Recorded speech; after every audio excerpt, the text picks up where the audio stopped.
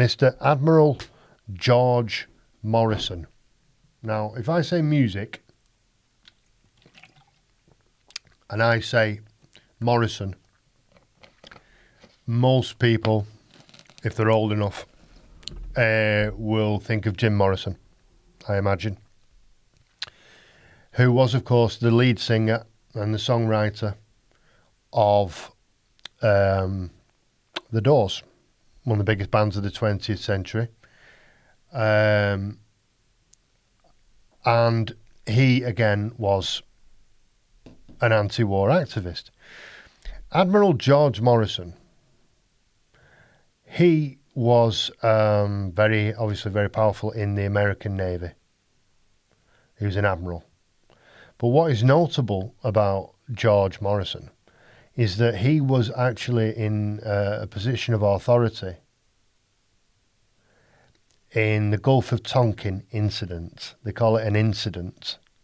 What's that? Well, it was in 1964. The American establishment, not the American people, the American establishment wanted a war with Vietnam. Kennedy opposed it. Kennedy was killed in 63. In 64, you get the Gulf of Tonkin incident where the Americans have just got their battleships and war planes and all that in the Gulf of Tonkin, which is next to Vietnam. And they're just apparently there, just relaxing, all right, Vietnam. And suddenly, the Vietnamese decided to attack the United States of America. They decided to attack their massive warships. And of course, at the time when this happened, people said, what? Vietnam has just attacked America. I mean, you're just guaranteeing your own oblivion, aren't you, if you do that, especially if you're Vietnam. Most people at that time couldn't find Vietnam on a map.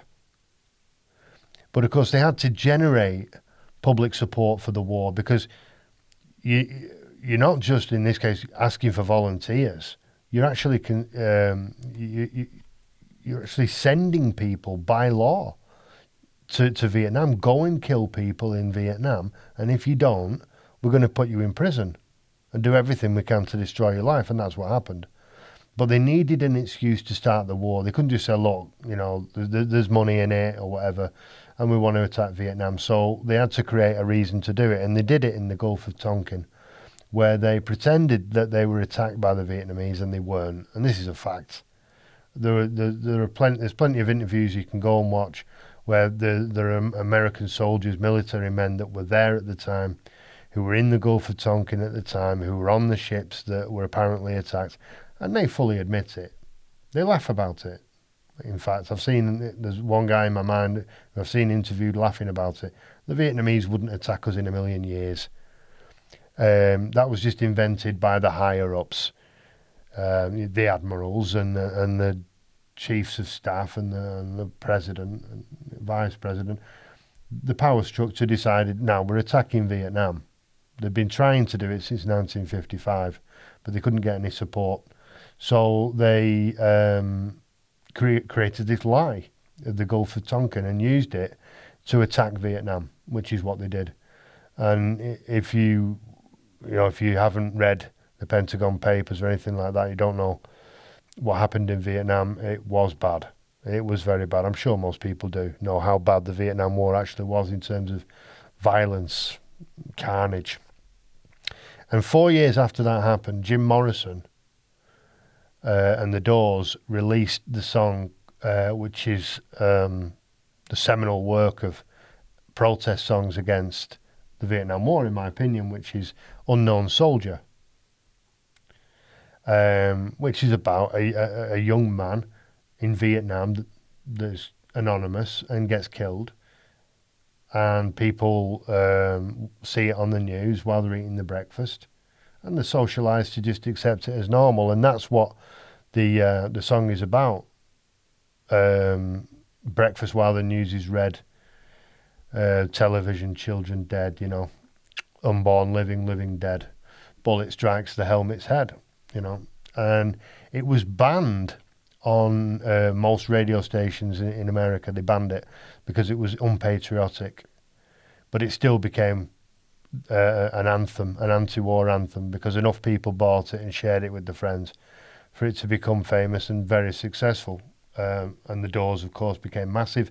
There was a film, and if I'm not mistaken, it was directed by Oliver Stone, called The Doors, simply. And Val Kilmer plays the part of Jim Morrison. Great film, especially a great role by Val Kilmer. But I imagine that conversation where Admiral Morrison gets called into an office to speak to some superior, you know, maybe even the president, and says, "Listen, Admiral Morrison, you know you helped us start this war in Vietnam.